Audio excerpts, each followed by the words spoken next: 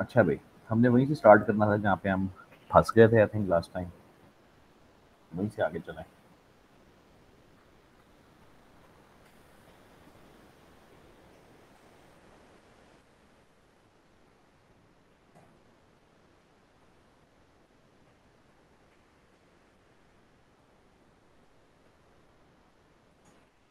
अच्छा भाई, हमने एक इम्पॉर्टेंट बात बस मेरा ख्याल है की थी अभी तक। वो ये थी कि स्ट्रिंग्स और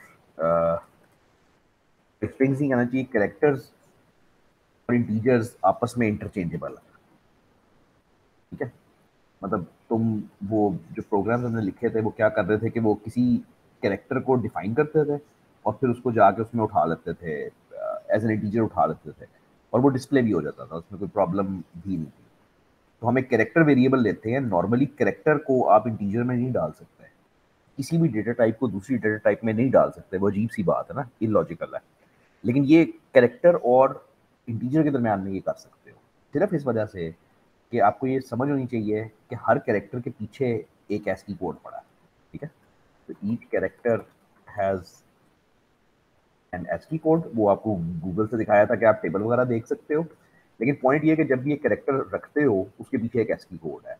तो एक्चुअली दैट नंबर यानी वो एस्की कोड स्टोर होता है, stored in memory when you store a character। एक तो ये बात इसमें बिल्कुल इस लेक्चर में पहले से बांध लो ना, कि हम जहाँ जहाँ पे कैरेक्टर यूज करते हैं वहाँ वहाँ पे हम इंटीजर भी यूज कर सकते हैं, सॉफ्टवेयर को कोई एतराज नहीं होएगा। और जहाँ जहाँ पे इंटीजर यूज करते हो वहाँ पे कैरेक्टर भी यूज कर सकते हो, एज लॉन्ग एज वो उसके अंदर, उस रेंज के अंदर आता है। ठीक है, तो पहली तो इसमें ये बात है। ये छोटा सा एक प्रोग्राम था जो हम देख रहे थे मेरे ख्याल है जाते जाते। तो ये क्या करता था कि ये एक इंटीजर आई से शुरू करता था, आई जीरो से। उस इंटीजर को एक कैरेक्टर में डालता था, यानी जीरो जो है वो अब एक कैरेक्टर में आ गया।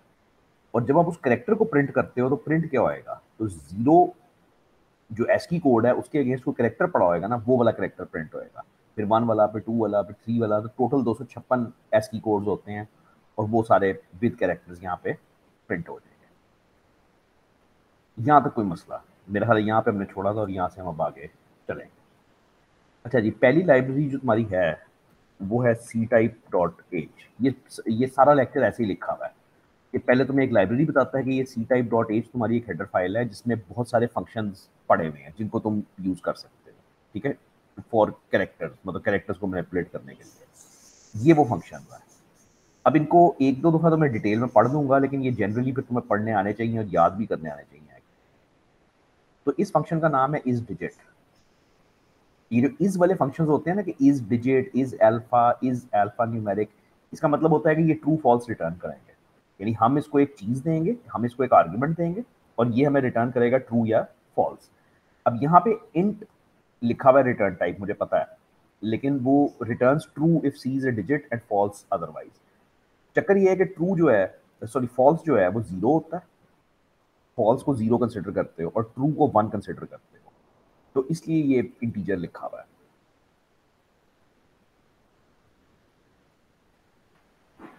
अच्छा, एक तो ये हो गया कि ये ट्रू फॉल्स जो है वो रिटर्न होता है। अच्छा, ये इससे ज्यादा आगे जाती है बात। एक्चुअली फॉल्स जो है वो जीरो है और ट्रू कोई भी पॉजिटिव नंबर हो सकता है। ये पूरी कंप्यूटर साइंस में ऐसे ही चलता है। ठीक है, अच्छा, इस डिजिट को हम एक एक क्या देंगे, एक कैरेक्टर देंगे, एक अल्फाबेट देंगे, और वो हमें बताएगा कि क्या ये जो चीज हमने दी है वो डिजिट है या नहीं है। अच्छा, यूज कैसे करोगे? यूज ऐसे करोगे कि फॉर एग्जाम्पल मैं कहता हूँ कि इफ इज डिजिट एक्स। ठीक है, तो सी आउट कर दो इट्स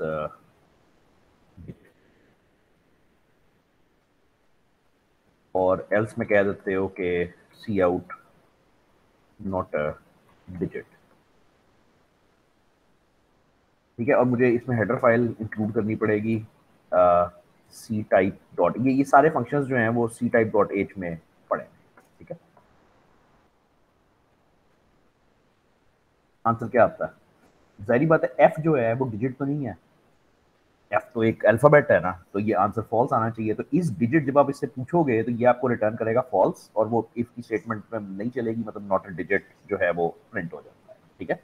अच्छा, इसी तरह से अगर तुम इसको देते हो 6, अब ये डिजिट है, अब ये वाकई डिजिट है, तो इस दफा वो कहता है कि इट्स अ डिजिट। तो ये सारे जो फंक्शंस हैं ये यूज होते हैं इस तरह से कि मतलब ये जो इस वाले फंक्शंस हैं ये क्वेश्चंस हैं बेसिकली, कि जो चीज हम दे रहे हैं क्या वो डिजिट है या नहीं है। इस अल्फा क्या करेगा, वो तुम्हें बताएगा कि जो चीज तुमने दी है क्या वो अल्फाबेट है या नहीं है। अब ये जो चीज दी है ये इंटीजर लिखा हुआ है बार बार, लेकिन यहाँ पे अगेन वो लॉजिक चलती है कि इंटीजर और कैरेक्टर आपस में इंटरचेंजेबल है। इस एल नाम का मतलब है कि इज अल्फा न्यूमेरिक, कि क्या वो अल्फाबेट है या वो नंबर है। अगर अल्फाबेट है या वो नंबर है तब तो वो तुम्हें ट्रू देगा, वरना नहीं। अब अल्फाबेट और नंबर्स के अलावा भी बहुत सारी चीजें होती हैं, वो पंक्चुएशन मार्क्स होते हैं, साइंस होते हैं, वो सब कुछ।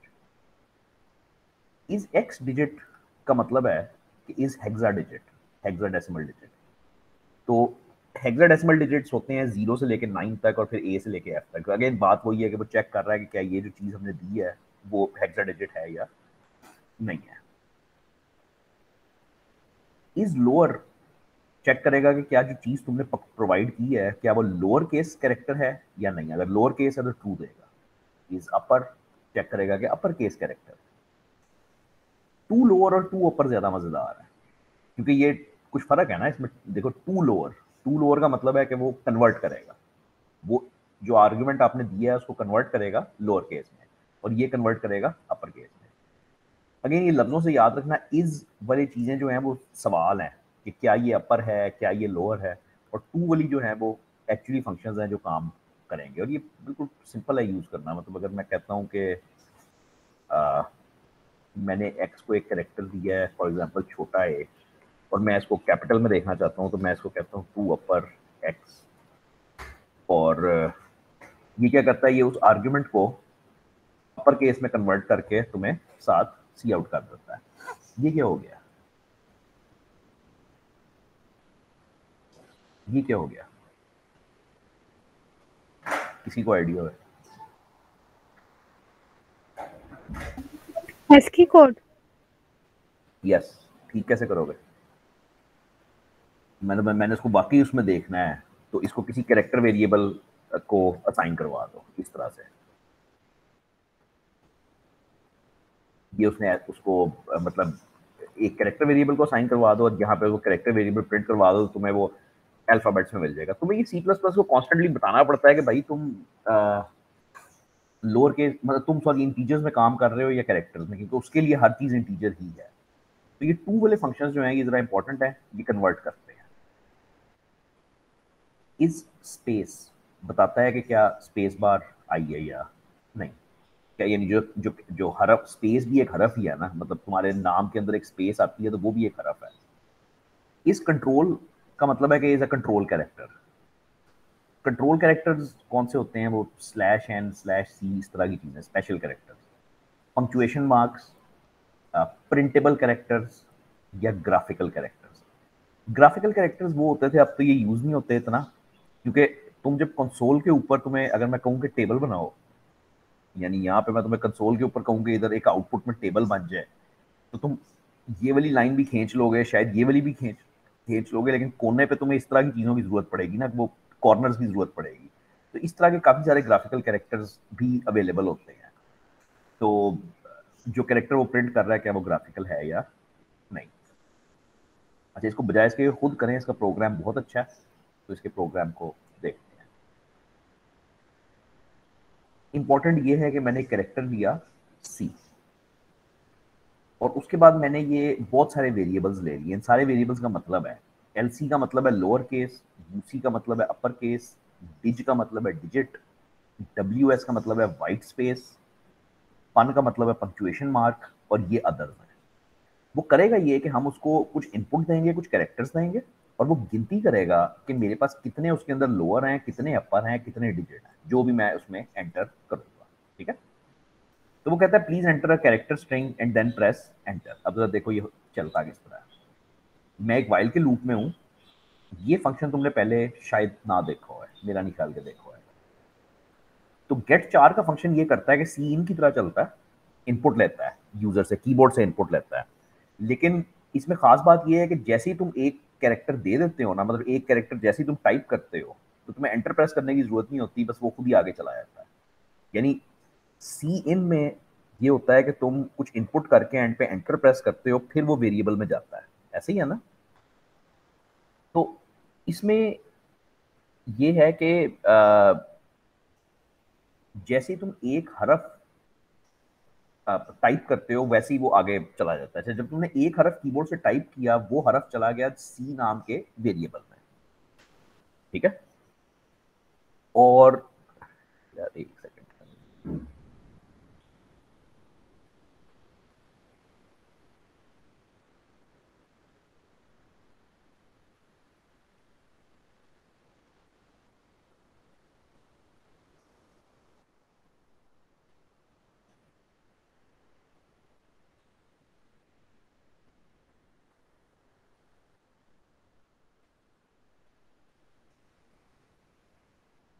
तो जो भी कैरेक्टर तुमने इनपुट किया कीबोर्ड से, वो चला गया सी के अंदर, और तुमने ये चेक कर लिया कि अगर वो नॉट इक्वल है न्यू लाइन के। ये समझता है कोई बंदा कि ये क्या हुआ है? Not equal to new line का मतलब है अगर तुम एंटर प्रेस करोगे ना, तब न्यू लाइन जाएगी ना। तो वो चेक कर रहा है कि जो कैरेक्टर प्रेस हुआ है, क्या वो न्यू लाइन तो नहीं है। चलो, अगर नहीं है न्यू लाइन, तो आगे आगे चलते हैं। अब जो वो कैरेक्टर था सी, उसको चेक कर दिया कि अगर वो लोअर है तो एलसी को बढ़ा दिया, अगर वो अपर है तो यूसी को बढ़ा दिया, अगर वो डिजिट है तो डिजिट को बढ़ा दिया। यानी जौन सा भी वो हरफ है, उसको चेक किया कि वो कौन सी किस्म का है, और उसका वेरिएबल बढ़ा दिया। अच्छा, अब लूप दोबारा घूमेगा। लूप दोबारा घूमेगा और तुम दोबारा कोई कैरेक्टर इनपुट करोगे, दोबारा वो कैरेक्टर सी में जाएगा, दोबारा वो चेक करेगा कि कहीं एंटर तो प्रेस नहीं हो गया, और वो तुम जो जो टाइप करते जाओगे, वो गिनती करता जाएगा बैकग्राउंड में कि भाई ये लोअर आया है, ये अपर आया है, जो भी है। जैसे ही तुम एंटर प्रेस करते हो, तो ये कंडीशन फॉल्स हो जाती है और लूप टूट जाता है। जब लूप टूट जाता है, बाहर आके तुम सिंपली उसको डिस्प्ले करवा लोगे, बस सी आउट करवा लोगे कि एलसी कितना है, यूसी कितना है, और सारे वेरिएबल्स कितने हैं। तो ये कॉपी पेस्ट करके चलेगा program, no problem. For example, अगर तुम ये एंटर करते हो, ये स्ट्रिंग 65 इज इक्वल टू 65.00, तो वो आपको गिनती करके बताएगा कि मेरे लोअर इतने हैं, अपर इतने हैं, सो ऑन। इसका कोई फायदा है, मैं प्रोग्राम की बात नहीं कर रहा, लेकिन ये जो सी टाइप के अंदर, ये जो इस लाइब्रेरी के अंदर जो फंक्शंस थे, मतलब कौन कौन से थे? For example, is lower, is upper, ये मिनिमम है, टू लोअर टू अपर, ये तो बार बार इस्तेमाल होने हैं ना। इज डिजिट, इस तरह की चीजें, इनका कोई फायदा है? कहीं पे कुछ सोच सकते हो कि कोई प्रोग्राम में तुम्हें इसकी जरूरत पड़े?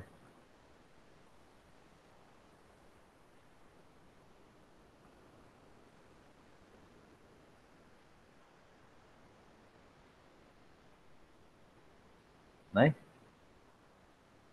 बड़ी जगह है।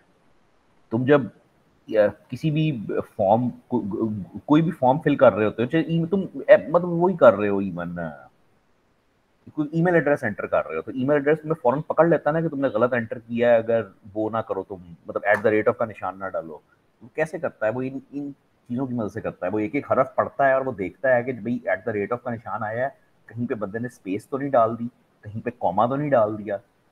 मतलब ईमेल एड्रेस में कॉमा डालो तो वो एरर दे देता है ना फौरन कि भाई ये तो गलत एड्रेस होएगा। तो वो जहां जहां पे तुम्हें कैरेक्टर्स पार्स करने की जरूरत पड़ती है ना, वहां वहां पे तुम्हें जरूरत पड़ती है, और बेसिक प्रोग्रामिंग में बहुत ज्यादा जरूरत पड़ती है। ये सारे याद करने हैं, बाय द वे, इंजॉय करना। मैंने तो सिर्फ करवाने हैं, तुमने ये सारे याद करने हैं। दूसरी लाइब्रेरी, stdlib.h, ये भी काफी जरूरी है। इसको स्टैंडर्ड लाइब्रेरी कहते हैं, stdlib.h। ये स्ट्रिंग कन्वर्जन फंक्शन है बेसिकली, ये जरा मुश्किल है। तो पहला फंक्शन है ए टू एफ, को पढ़ते हैं ए टू एफ, इसको पढ़ते हैं A to I, A to L.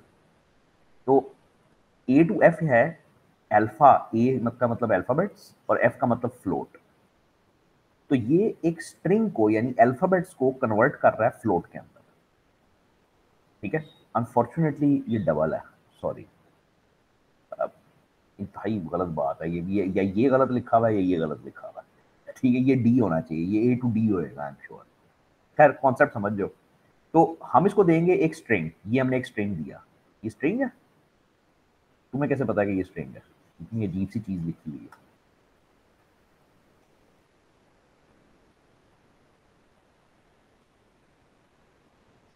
String क्या होता है? कैरेक्टर अरे।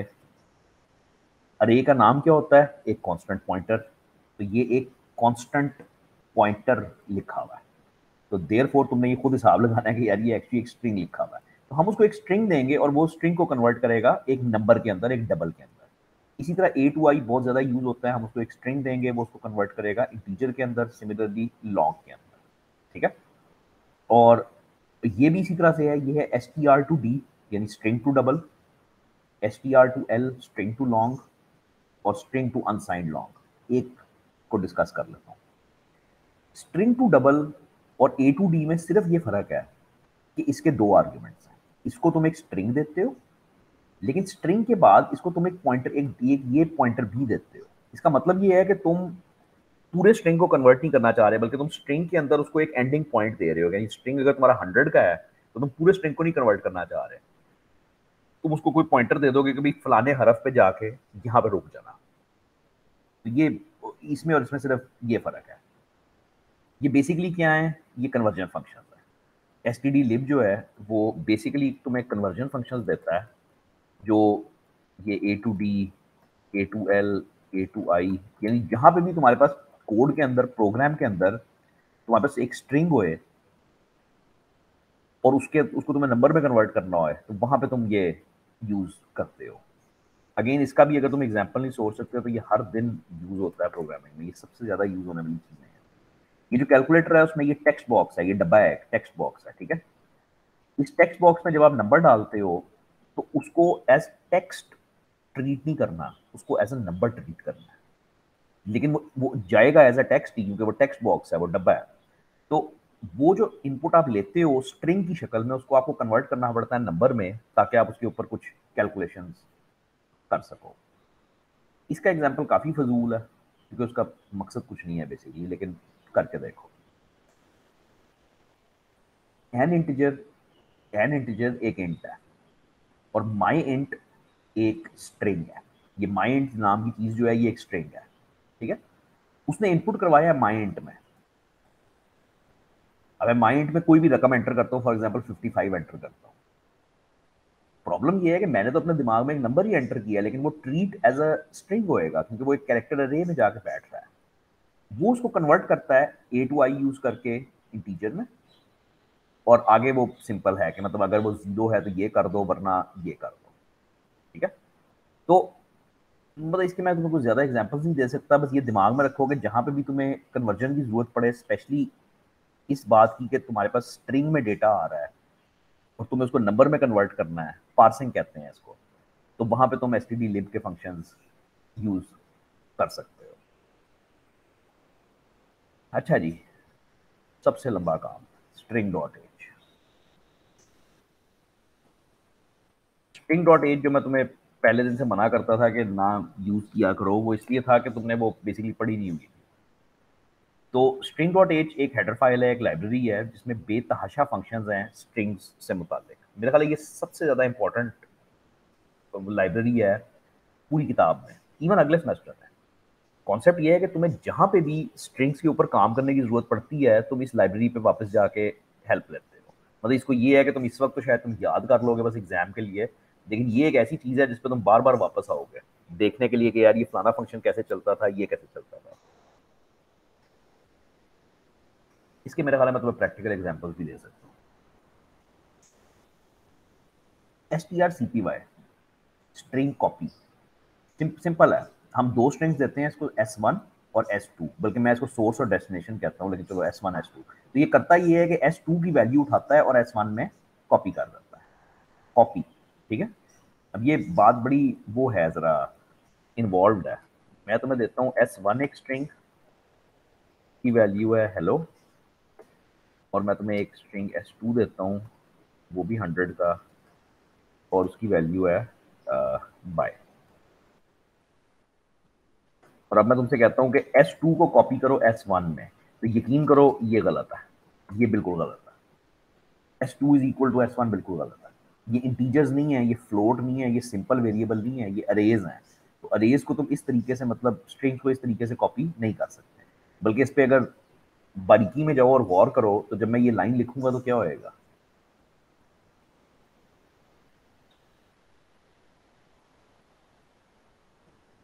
आना चाहिए, ये बड़ा ज़रूरी है। कॉपी कर, ये तुम्हारी मतलब उसके स्ट्रिंग्स और पॉइंटर के कॉन्सेप्ट्स को ना बड़ा सीधा करती है ये एग्जांपल्स ना। तो ये करता है कि जब आपने S1 बनाया तो उसने यहाँ पे कुछ स्ट्रिंग बना दिया S1 नाम का, ठीक है जी। और जब आपने S2 बनाया उसने यहाँ पे कुछ स्ट्रिंग बना दिया S2 नाम का। फिर आपने S1 के अंदर लिख दिया हेलो, मुझे पता है ऐसे नहीं लिखा होएगा, लेकिन मतलब हर सेल में अलग अलग लिखा होएगा ना, तो बल मैं इस वक्त शॉर्ट हैंड यूज कर रहा हूँ। अब मोस्ट इंपॉर्टेंट बात, अरे का जो नाम होता है वो क्या होता है, वो बजाते खुद एक कांस्टेंट पॉइंटर होता है, जानते हो। तो S1 पॉइंट करेगा यहाँ पे और S2 पॉइंट करेगा यहाँ पे। चलो अब बताओ कि अगर मैं ये लाइन लिखूंगा S2 इक्वल टू S1 तो ये क्या करेगी।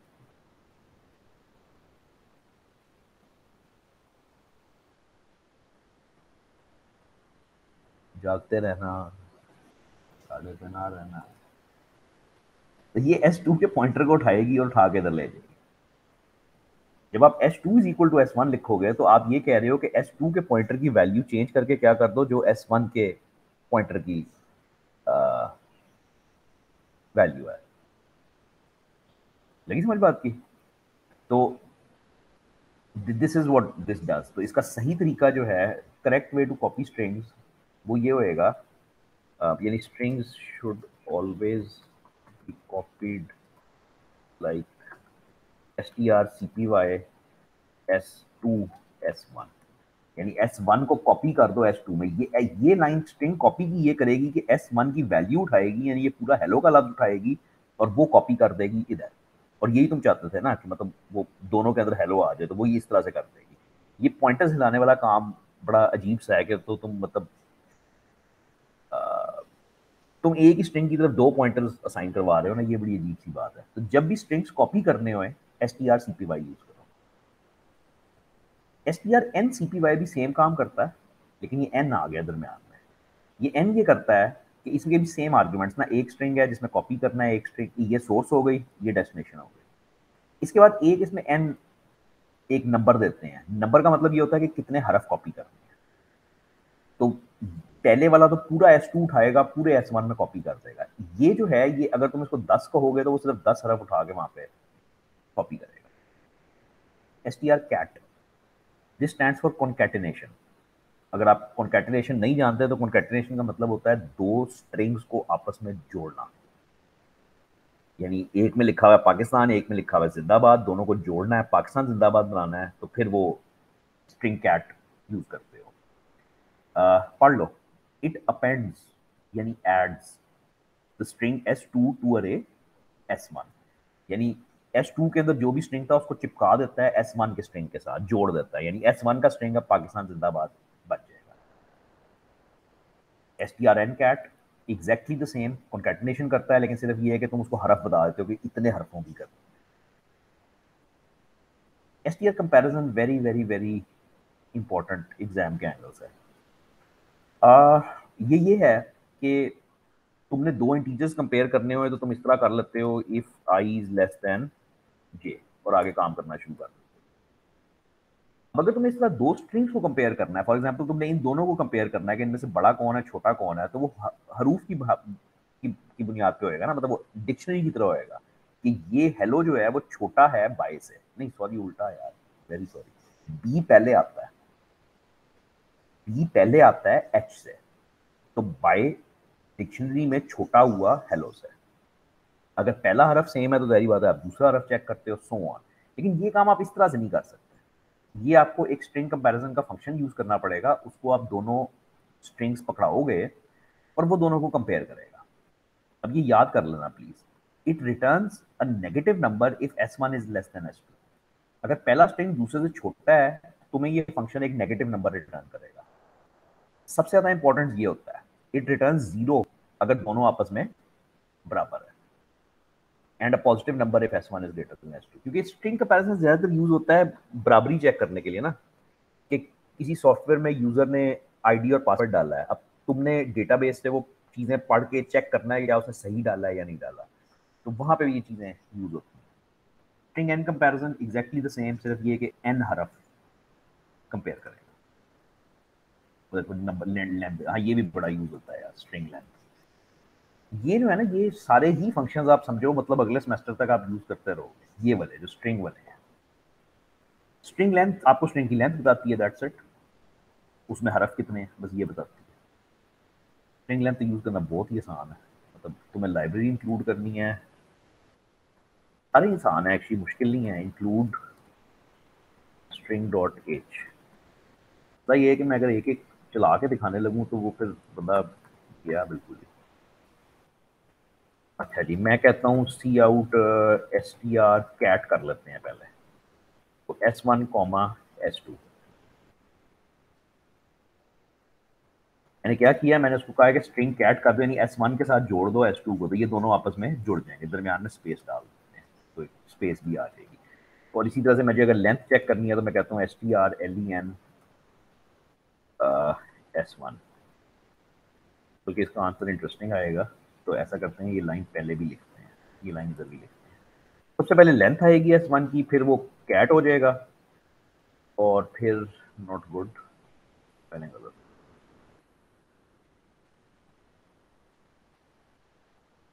तो सबसे पहले ये इंटरेस्टिंग आउटपुट इसलिए थी कि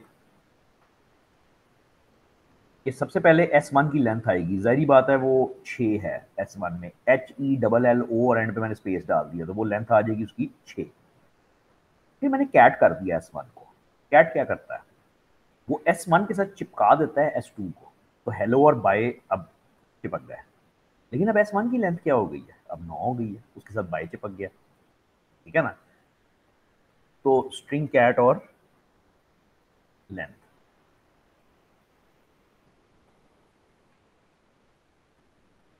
लो जी ये एग्जांपल है, ये ज़रा आप 1 मिनट पढ़ो और मुझे इसकी आउटपुट बताओ। मैं 1 सेकंड आया सिर्फ हीटर बंद कर।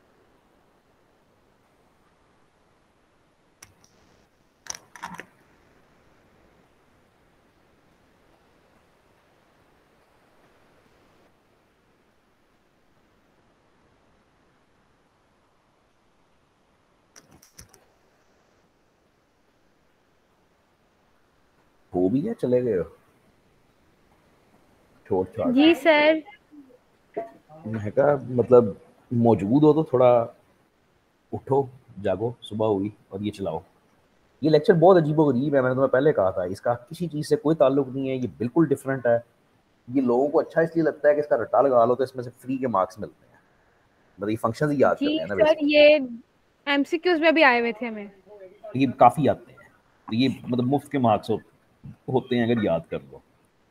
लेकिन एज अ टॉपिक ये बड़ा फजूल है, मैं इसमें पढ़ाऊँ क्या, बस ये फंक्शन ही हैं जो याद करने। चलो आउटपुट बताओ। स्ट्रिंग 1 में पढ़ा हुआ है स्ट्रिंग 1, स्ट्रिंग 2 में पढ़ा हुआ है स्ट्रिंग 2, कोई मसला नहीं। पहले तो हमने दोनों को प्रिंट करा लिया, प्रिंट हो गया, कोई मसला नहीं। असल लाइन ये है, ये क्या करेगी, ये स्ट्रिंग कॉपी करेगी, विच मीन्स हमेशा दूसरे स्ट्रिंग को, स्ट्रिंग 1 को कॉपी करेगी स्ट्रिंग 2 में। तो अब स्ट्रिंग 2 में भी क्या आ जाएगा, स्ट्रिंग 1 ही आ जाएगा, दोनों में एक ही वैल्यू होगी। अब यहाँ पे प्रिंट करवाओगे तो दोनों में स्ट्रिंग 1 प्रिंट होएगा। उसके बाद कहता है strncpy, यानी स्ट्रिंग 1 को कॉपी करो स्ट्रिंग 3 के अंदर, लेकिन उसके सिर्फ 3 हरफ कॉपी करने हैं। तो पहले तो स्ट्रिंग 1 2 आ जाएगा, फिर 1 1 आ जाएगा, और अब जब सिर्फ वो 3 हरफ कॉपी करेगा तो सिर्फ पहले 3 हरफ कॉपी होंगे ना, यानी एस टी और आर, तो वो वाली आउटपुट आ जाएगी। चलो कोई मसला नहीं, बहुत है, ये वाला कर लो।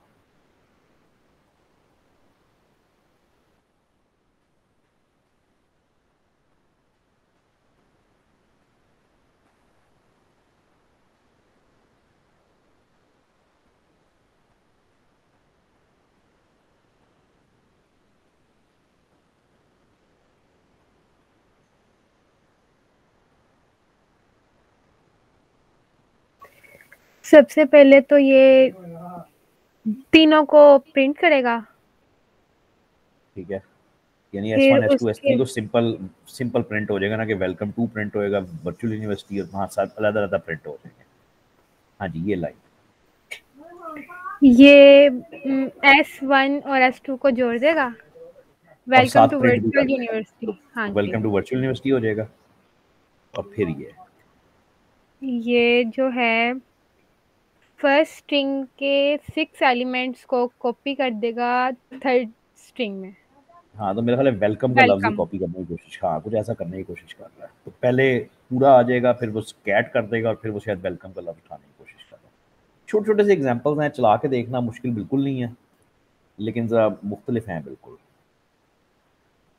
अच्छा, ये स्ट्रिंग की लाइब्रेरी है जो मेरे ख्याल में तो बहुत ही ज़रूरी है, सबसे ज़रूरी है, ठीक है? इसमें तुम्हारे पास वो फंक्शंस हैं जो तुम बहुत देर तक यूज़ करते रहोगे। strcpy बहुत देर तक यूज़ करोगे, strcmp बहुत देर तक यूज़ करोगे, strlength बहुत देर तक यूज़ करोगे। कैट इतना यूज़ नहीं होता, जिसके एग्जांपल इसने दिए हैं। तो एक तो ये 3-4 बेसिक बुनियादी फंक्शंस हैं जो बड़े ज़रूरी हैं। अच्छा, उसके बाद ये सर्च फंक्शंस हैं। इसी इसी के अंदर, इसी लाइब्रेरी के अंदर कुछ सर्च के फंक्शंस हैं। सर्च के फंक्शंस क्या करते हैं? str कैरेक्टर, स्ट्रिंग कैरेक्टर नाम है। तो ये अब ज़रा मुश्किल होएगा। इसके ज़रा आर्गुमेंट्स पढ़ो। मैं उसको देता हूँ एक स्ट्रिंग और मैं उसको देता हूँ एक कैरेक्टर। मुझे पता है इंट लिखा हुआ है, लेकिन लॉजिक सारी कैरेक्टर वाली है। तो मैं उसको एक स्ट्रिंग देता हूँ और एक कैरेक्टर देता हूँ और मैं उसको कहता हूँ जा सर्च कर। तो कॉन्सेप्ट क्या है कि वो एक स्ट्रिंग के अंदर फलाना कैरेक्टर वो कर रहा है, सर्च कर रहा है।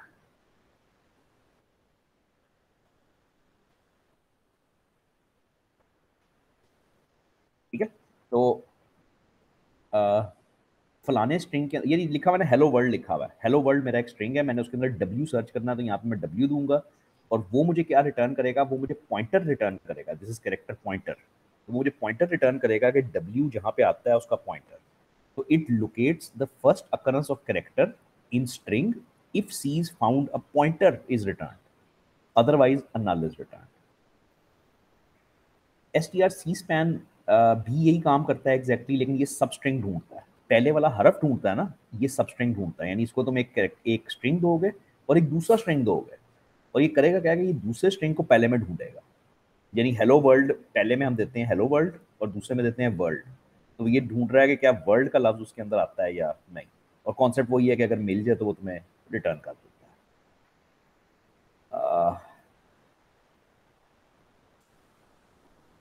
सॉरी, माफ़ी चाहता हूँ। नहीं नहीं, बिल मैं हैं। अच्छा, मैं सॉरी, मैं बिल्कुल गलत बता रहा हूँ। ये पढ़ लो। Determines and returns the length of the initial segment of string S1 consisting of characters not contained in S2। याद कर लो, शाबाश, मैं नहीं पढ़ने लगा इसमें। अच्छा, ये मतलब प्लीज अब याद कर लो। मतलब ये पढ़ने आ गए ना तुम्हें, पढ़ने कैसे हैं, याद कैसे करने हैं। तुमने फंक्शन का नाम याद करना है, तुम्हें उसके आर्गुमेंट्स याद होने चाहिए। ज़ाहिरी बात है कि उसको देना क्या है हमने, तो यहाँ पे हमने एक स्ट्रिंग देना है और स्ट्रिंग देना है। और वेरी इंपॉर्टेंट कि वो वापस क्या करेगा। तो यहाँ पे हमारे केस में वो एक कैरेक्टर पॉइंटर वापस कर रहा है। यानी तुम्हें उसकी फंक्शन की प्रोटोटाइप याद होनी चाहिए, और अगर आगे एक्सप्लेनेशन तो तकरीबन याद हो ही जाती है। इसके अंदर जो बहुत ज़रूरी है वो स्ट्रिंग टॉक है। वैसे वैसे सारे ही हैं यार, वैसे ये मतलब ये भी काफ़ी यूज़ होता है। स्ट्रिंग सर्च, स्ट्रिंग स्पैन भी यूज़ होता है, लेकिन ये सबसे ज़्यादा स्ट्रिंग टॉक यूज़ करोगे। अगर मैं इसको समरी करूँ तो तुम basically S T R tok जो है ये बहुत यूज़ करोगे। Tok stand for token. It's called, ये एक्चुअली बल्कि तुम अगले लेक्चर में इस्तेमाल करोगे। This is called tokenizing a string. Tokenizing a string ये होता है कि तुम्हारे पास एक लंबा चौड़ा स्ट्रिंग आ रहा होता है, ठीक है, और उस स्ट्रिंग को तुमने ब्रेक करना होता है छोटे पीसेज में। टोकनाइजिंग, टोकन बनाने होते हैं, ठीक है। जैसे तुम्हारे पास एक स्ट्रिंग आ रहा है हेलो हाउ आर यू, और दरमियान में स्पेसेस हैं। तो तुम बेसिकली उस बड़े स्ट्रिंग में से छोटे छोटे लफ्ज निकालना चाहते हो ना, तो उसको तुम काटते हो। यानी हेलो के ऊपर काटते हो, फिर आई के ऊपर काटते हो, फिर इस तरह से काटते हो। उसको टोकनाइजिंग कहते हैं, उस अमल को। ये इतना इम्पोर्टेंट सा वो कॉन्सेप्ट है ना उसके अंदर, प्रोग्रामिंग के अंदर, कि तुम इसको अगर गूगल करो ना तो तुम परेशान हो जाओगे कितना माल इसके ऊपर पड़ा होएगा। टोकनाइजिंग स्ट्रिंग, तो सिर्फ इतना ही लिख लो, ठीक है। ये भरे होंगे पेजेस इसके साथ, ठीक है, कि टोकनाइजिंग कैसे करते हैं। क्योंकि कॉन्सेप्ट ये है कि प्रोग्रामर को डेटा एक फ्लो में मिल रहा होता है, चाहे वो वाईफाई से आ रहा है, चाहे वो नेटवर्क से आ रहा है, चाहे वो ब्लूटूथ से आ रहा है, फाइल से आ रहा है, उसको एक स्ट्रीम में डेटा मिल रहा होता है। और उसने उस डेटा के टोकन्स बना के समझना होता है कि आ क्या रहा है और फिर उसके साथ उसने करना क्या है। तो वेरी वेरी वेरी इंपॉर्टेंट, करना क्या है, देना क्या है, उसको एक स्ट्रिंग देना है जिसके हिस्से बनाने हैं, जिसके टोकन बनाने हैं, और उसको एक कैरेक्टर देना है, एक कैरेक्टर पॉइंटर देना है। यानी उसको बताना है कि भाई फलाने स्ट्रिंग के हिस्से बनाओ और बनाने किस चीज़ पे हैं, मतलब उसको कैसे पता चलेगा कहाँ कहाँ उसने छुरियाँ मारनी है, कहाँ कहाँ काटना है। तो अगर तुम्हारा जो सेपरेटर है वो स्पेस है, यदि तुम्हारे स्ट्रिंग के अंदर स्पेस के ऊपर तुमने छुरियाँ मारनी है, तो फिर तुम इसके अंदर स्पेस बताओगे और वो टोकनाइज करना शुरू करेगा। A sequence of calls to string talk breaks string S1 into tokens. Logical pieces of a line of text जो भी है, मतलब उसमें कुछ सेपरेटर होना चाहिए कि उसको सेपरेट किस चीज से किया हुआ है। The first call contains S1 as the first argument and subsequent calls to continue tokenizing the same string contain null as the first argument. A pointer to the current token is returned in each call if there is no more tokens. ये कल जब files करोगे ना, files के अंदर इसका practical example है, तो इसका प्रैक्टिकल एग्जांपल करोगे कि ये टोकनाइजिंग कैसे करनी है। ये था ही सारा एग्जांपल है, इसमें सिर्फ स्ट्रिंग लेंथ यूज हुई है, नथिंग स्पेशल नहीं। अच्छा आगे भी है, ये स्ट्रिंग कैट एंड कैट कर लेना, कोई खास चीज़ नहीं होएगी। कल की क्लास प्योरली क्लासेस है, सॉरी फाइल्स है, फाइल हैंडलिंग, और ये थोड़ी लंबी होती है और ये थोड़ी मुश्किल होती है और मज़ेदार भी है एक्चुअली कि आप फाइल हैंडलिंग कैसे करते हो। तो वही जिसका पहले कहा था, 2 क्लासेस हैं, 18 19 जो है वो फाइल्स हैं, उसके बाद स्ट्रक्चर्स और वो है। तो इंजॉय करें और इंशाल्लाह ब्रेक के बाद मिलेंगे, चलेगा? ओके सर जी।